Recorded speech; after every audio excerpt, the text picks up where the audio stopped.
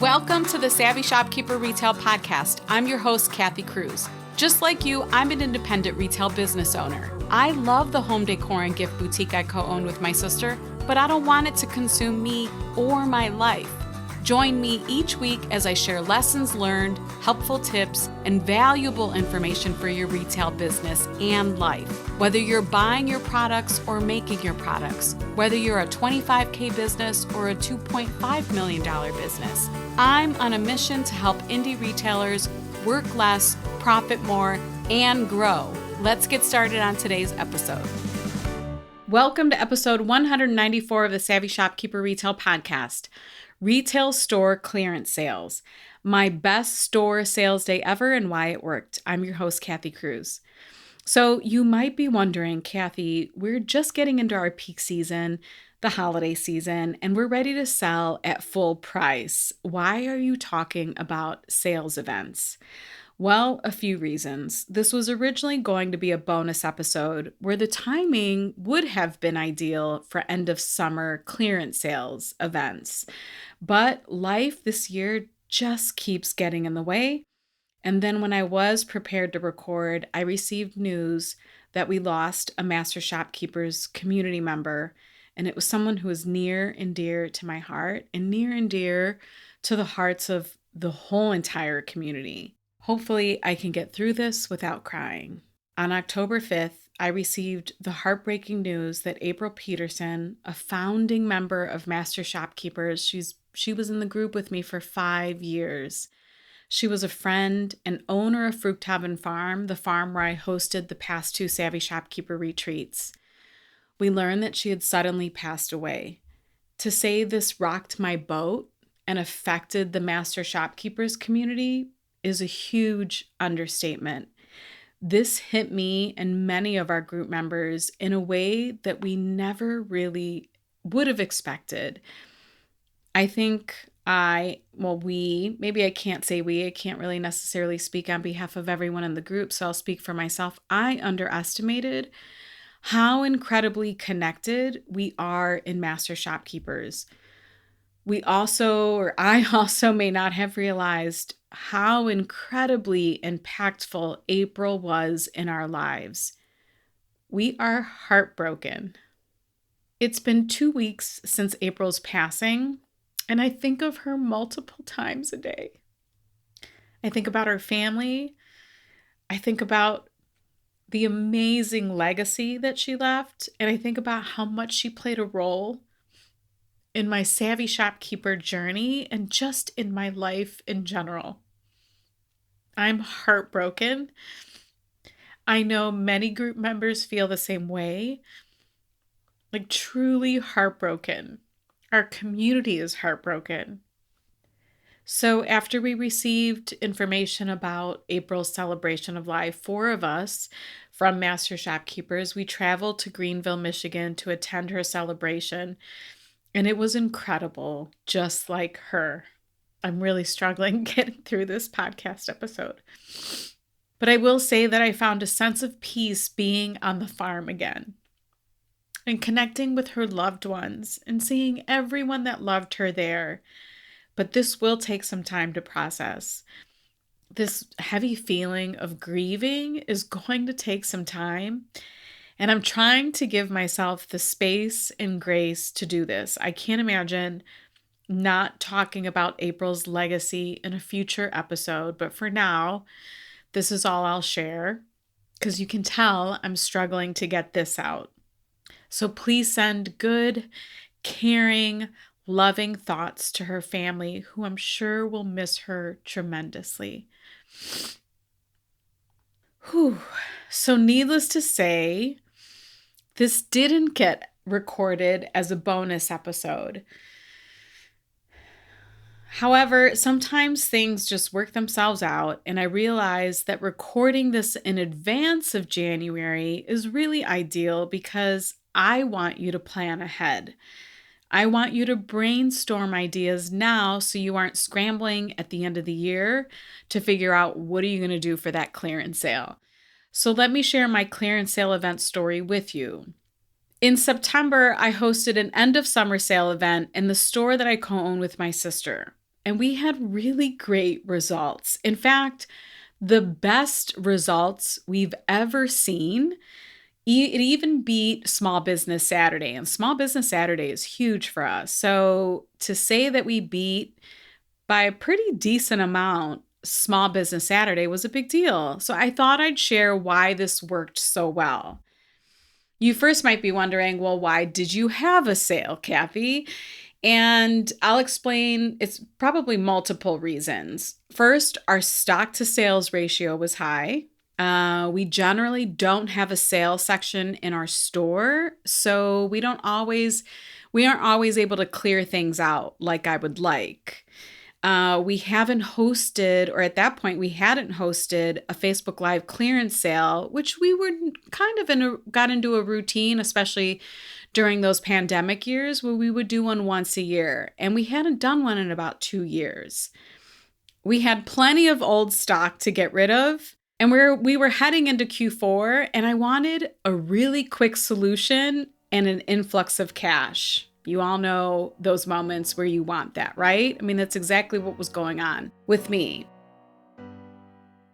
This episode is brought to you by my free resource, 100 plus social media ideas and prompts for retail store owners. It's easy to get into a rut with social media marketing and not know what to post about. Get this 21-page downloadable resource filled with a list of long ideas so you can be inspired to post and market your brick and mortar store.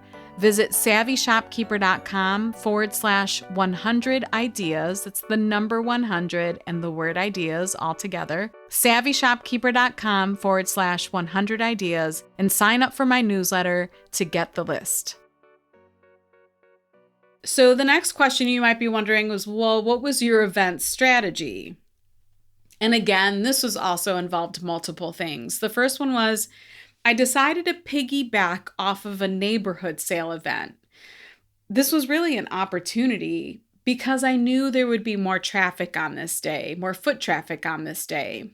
Now, I want to add that the neighborhood sale event started at noon. We open at 10. This will become relevant in a minute. The other part of the strategy was heavy discounting.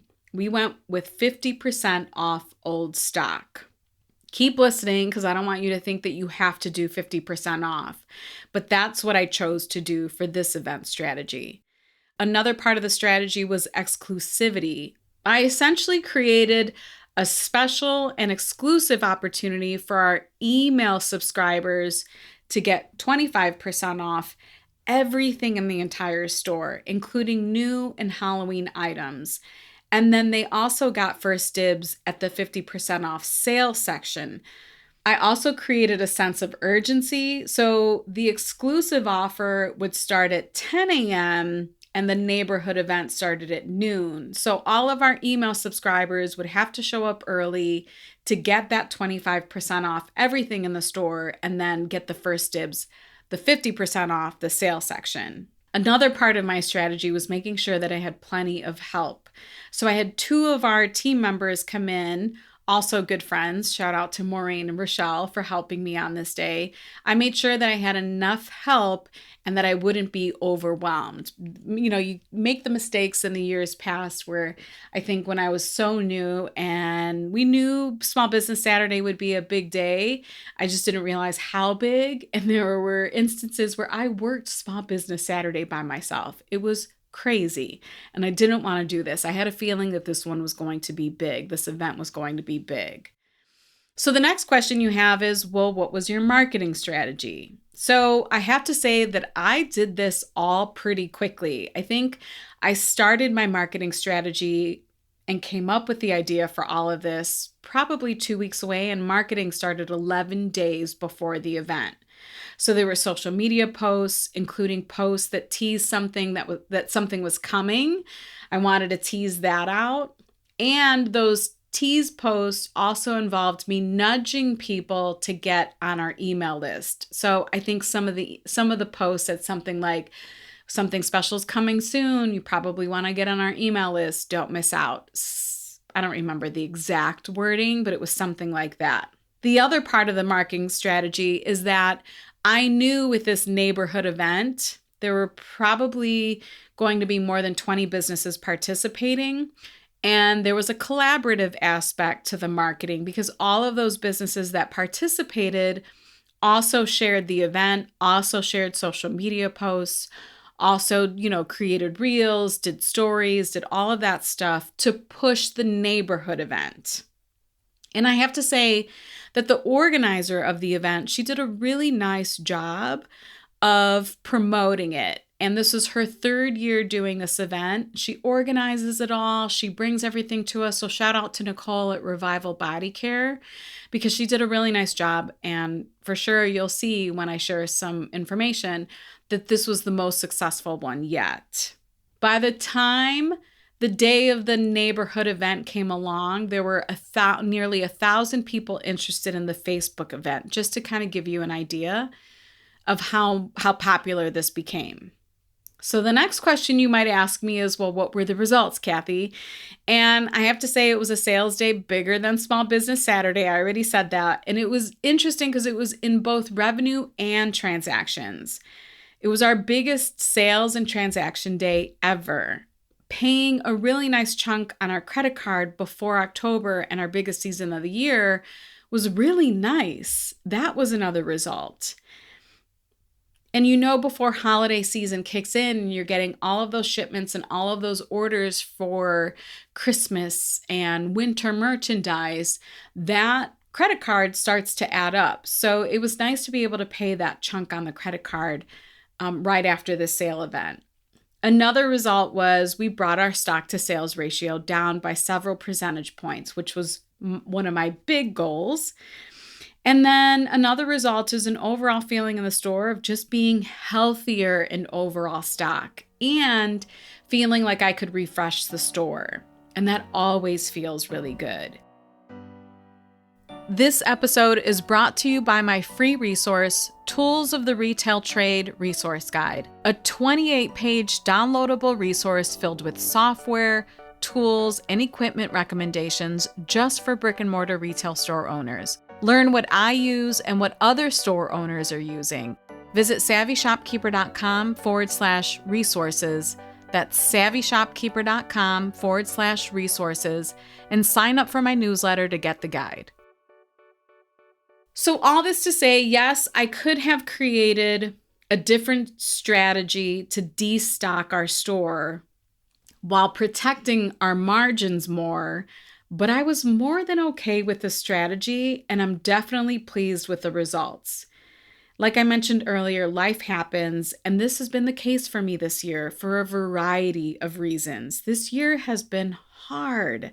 So creatively destocking hasn't been at the top of my list. I wasn't doing it throughout the year because I had so many other things going on. It happens. I would say if it's happened to you, don't judge yourself for it. Don't get stuck in your head. It's okay, I promise, because you can see that when space or time allows, or you're past whatever season in life that you're experiencing, those creative juices will start flowing again. Or you'll find an opportunity like I did to piggyback off of this neighborhood event. So I was happy that this neighborhood event came along when it did because I was able to capitalize on it. The timing was right. Thank goodness. I finally had the bandwidth to do it. My sister was on vacation enjoying her 30th wedding anniversary. So shout out to Karen and Bob, 30th wedding anniversary. And I really wanted her to enjoy the time off. So I handled all the planning, all the marketing, all the details, all the execution. It didn't break me. I was able to do it all. I'm also grateful for a community of small business owners who collaborate and support each other. I know not all of you have this, but I have to say that I'm really happy that we do. 8 years ago, when we opened our brick and mortar, the community that we're in, it really didn't, like a retail or this community of small business owners didn't exist, mostly because we were one of the few small retailers in the neighborhood. Many small businesses have opened since then and moved in, and it's been so cool to see the growth. For us, the end of summer is a great time to host something like this. So for many of you, this probably applies. Like at the end of summer, school has started at that point. And this is the season where our customers start to spend and shop for the holidays. Their budgets feel a little bit better now that school supplies are purchased and summer vacations have been paid for. And you can see why I wanted to try to publish this podcast episode as a bonus in September. However, I want to add that the end of December and or the beginning of January is also a great time to host a clearance sale. So this will be worth considering for some of you. Not all of you, but some of you, yes. So what's the point of this episode? I have to say that I'm not recommending this strategy for all store owners. Please don't say, but Kathy said I should do this. Kathy said I should mark everything 50% off. Please know that I'm not suggesting that. It truly depends on your situation. But what I am recommending is that you do a few things. 1, take a good look at your stock and make decisions from there. If you're in Master Shopkeepers, there are lessons on the stock to sales ratio. Please go and watch those, or add a reminder to your calendar at the end of December so that you can take a look at those numbers. They'll be much more accurate then because you're probably all bulked up on merchandise right now.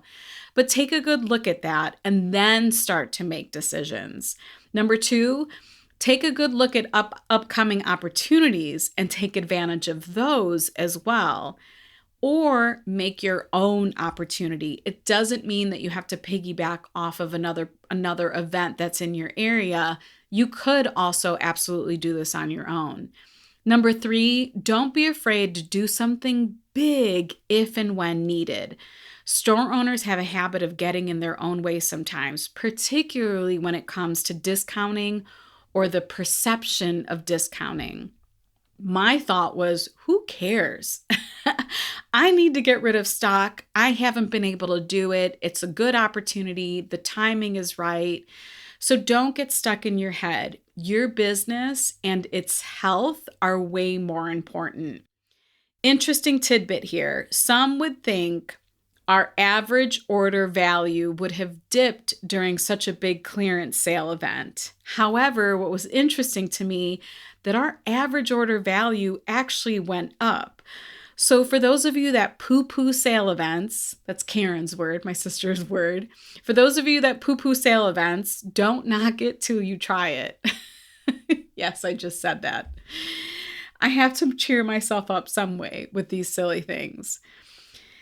If you're a Master Shopkeepers member, I want to mention one more thing. I shared a detailed case study in the Master Shopkeepers Facebook group. It included my entire marketing strategy, what I did for the 11 days leading up to the event.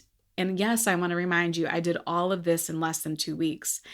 I share in the case study what I posted, when I posted it, what emails I sent out, and when, and then more details of how this all came together. So just search in the Facebook group, search case study, and most likely you'll be able to find it. If you can't find it, just comment and let us know, or post and let us know, and we'll point you in the right direction.